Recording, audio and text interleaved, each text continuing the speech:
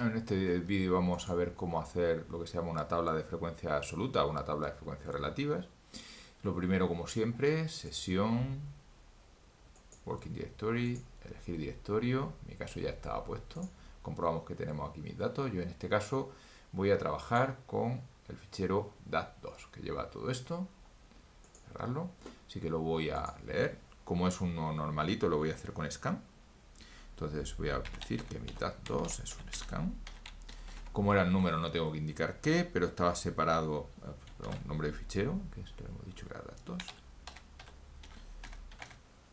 Y recordemos que dat2 son números, no hace falta indicarlo, pero que está separado por comas, pues tendré que decir que yo esto lo quiero con un separador, que es una coma. Y me dice que ha leído 20 datos, perfecto. El problema es que conforme vas teniendo cada vez más datos, pues si pones todos los números, pues sí que te das cuenta que hay repeticiones, pero te gustaría verlo más claro. Y esa es la idea de una tabla. Entonces, si nosotros ponemos que nos haga una tabla de dat2, pues aquí lo vemos, la información más ordenada. Me está diciendo que dentro de esta lista, que hay 20, por supuesto, aparecen el 1, el 2, el 3, el 4 y el 6. El 1 aparece 8 veces, el 2 aparece 2 veces, el 3 4 veces, el 4 5 veces y el 6 una vez.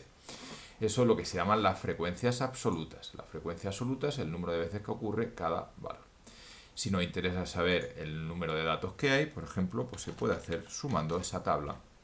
Él ya sabe que lo que vamos a hacer es sumar, cuando hablamos de sumar la tabla, que lo que vamos a hacer es sumar los valores de la tabla, no, o sea, las veces que aparece y no los valores en sí. Entonces, si le decimos que nos sume, dice que hay 20 porque hay 20 datos. Que podríamos haber comprobado también viendo cuál era la longitud de la lista original, que era dat2.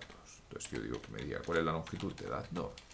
Pues me dice que hay 20. Son dos formas de saber cuántos datos tienes en una lista. O bien con sumar la tabla, o bien la longitud de la tabla.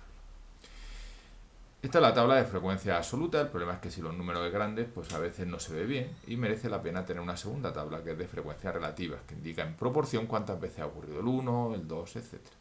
¿Cómo se obtiene la de frecuencia relativa? Pues sencillamente lo que se hace es se coge la tabla de frecuencia absoluta y se divide por el número de datos. Podemos dividir por 20, por la suma de la tabla o por la longitud de la tabla. Para el caso es lo mismo. A mí me gusta más utilizar la longitud, pero eso es casi una cuestión de gusto personal. Ya veis que sale parecido, solo que en proporción. Dice que el 40% de las veces apareció el 1, el 10% de las veces el 2, el 20% el 3, el 25% el 4 y el 5% el 6. Si ahora sumamos esta tabla, si cogemos esto mismo y la sumamos, con la orden sum, de sumar, por supuesto nos va a decir que nos va a sumar las proporciones y por supuesto esa suma siempre debe ser 1, del 100%. ¿Vale? Entonces las tablas de frecuencia absoluta y relativa son cómodas. Una forma un poquito mejor de hacerlo es, como muchas veces pasa como aquí, que la tabla la utilizan muchas veces, pues lo que se hace es a esto darle nombre y decir que a partir de ahora esto se llama tabla. Y si yo ahora quiero sumar la tabla, pues puedo decir solo suma la tabla, no tengo que escribir table de datos 2. Si quiero hacer la segunda tabla, la tabla esta de frecuencias relativas, pues puedo decir que directamente me divida la tabla por la longitud de dat2. Sencillamente es una forma más cómoda de trabajar. Bueno, en el siguiente vídeo lo que veremos será cómo dibujar estas tablas.